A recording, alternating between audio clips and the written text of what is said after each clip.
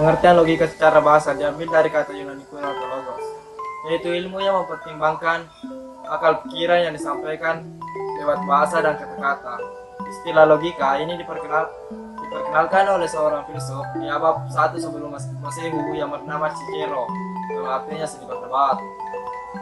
Seiring berjalannya waktu, di abad ke-3 sesudah Masehi, muncullah tokoh Alexander Apollodisias yang memperjuangkan logika sebagai pengukur kewarasan dalam berpikir. Logika sebagai ilmu yang mempertimbangkan akan secara runtut, di mana akal tersebut yang dapat dilacak kembali secara benar yang terjadi dalam kehidupan nyata. Menurut Louis Otkatsoff 2004, logika merupakan upaya untuk menguraikan aturan-aturan untuk mencapai pada kesimpulan. Tentu saja didasarkan pada ilmu pengetahuan yang harus adanya premis-premisnya. Sementara menurut Boyce Pokrojo 2011, pengertian logika menurut ilmu pengetahuan yang membutuhkan kecakapan dalam berpikir, bernalar, dan berpikir tepat. Sementara menurut Aristoteles, pengertian logika adalah ajaran yang mengarahkan seseorang berpikir ilmiah demi menghasilkan pemikiran atau hal baru. Logika juga sebagai pengendalian pemikiran. Tidak jauh berbeda dengan pendapat Soekadijo yang mengartikan logika sebagai teknik untuk menciptakan ketepatan nalar yang dibuat oleh manusia. Lain lagi dengan pendapat William Alston yang mengartikan logika sebagai upaya menyimpulkan sebuah ilmu secara cepat guna menyeleksi kesimpulan mana yang sah. Fungsi logika. Pada dasarnya, fungsi logika tidak hanya melahirkan ilmu baru, tetapi juga dapat berfungsi untuk menghasilkan kebenaran atau kesalahan. Jika argumennya benar, maka akan menghasilkan kebenaran. Sebaliknya, jika argumennya salah, maka logika pun juga akan salah. Jadi fungsi logika digunakan untuk memecahkan permasalahan yang berkaitan dengan penilaian terhadap pernyataan salah ataupun benar.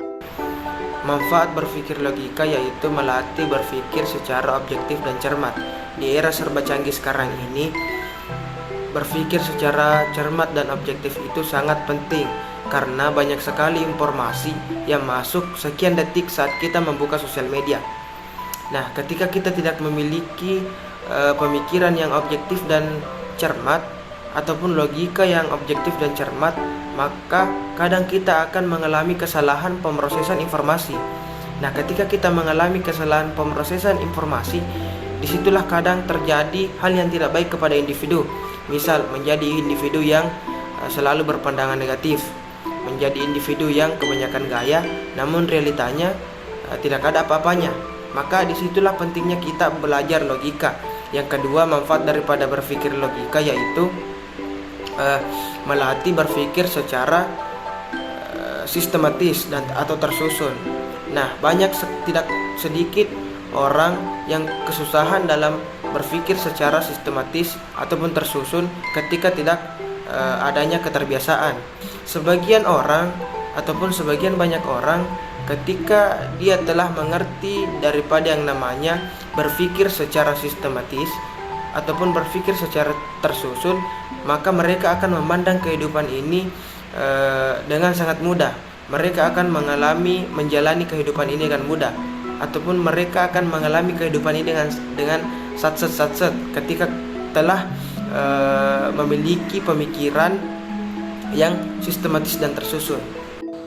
Cara berpikir dengan logika. Yang pertama, berpikir panjang sebelum membuat keputusan. Maksud dalam berpikir panjang di sini ialah upaya untuk menimbang keputusan mana yang lebih baik untuk kedepannya.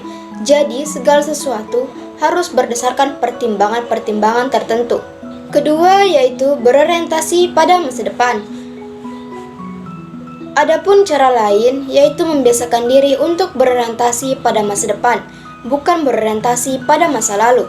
Ketika seseorang berorientasi ke depan, mau tidak mau orang tersebut harus memiliki visi ke depan, perencanaan ke depan, analisa ke depan, dan pasti memiliki motivasi ke depannya. Yang ketiga yaitu bertindak berdasarkan perhitungan. Orang yang memiliki logika yang baik, mereka menjalankan dan melakukan kegiatan berdasarkan perhitungan. Setiap waktu dan tiap kesempatan harus memberikan dampak atau keuntungan bagi dirinya. Yang keempat, ajukan pertanyaan. Adapun cara lain yang bisa kamu awali yaitu membiasakan diri untuk mengajukan pertanyaan. Pertanyaan adalah landasan dasar kamu untuk menemukan sebuah jawaban. Konteks pengajuan pertanyaan tidak diperuntukkan untuk orang lain, tetapi untuk dirimu sendiri. Kelima, isi waktu luang dengan mengerjakan hobi yang kreatif. Sadar atau tidak sadar, ternyata menekuni hobi itu bukan kegiatan yang buruk. Justru dengan menekuni hobi, secara tidak langsung, kamu sedang melakukan sebuah eksperimen. Karena apa yang kamu lakukan tidak melulu mengikuti cara orang lain. Keenam, mengatur strategi. Orang yang memiliki kebiasaan berpikir logika, mereka hidup dalam strategi. Setiap jam dan setiap pengalaman hidupnya, orang-orang yang memiliki dasar logika yang baik akan menghabiskan waktu luang dengan banyak strategi yang tentu saja menguntungkan bagi mereka.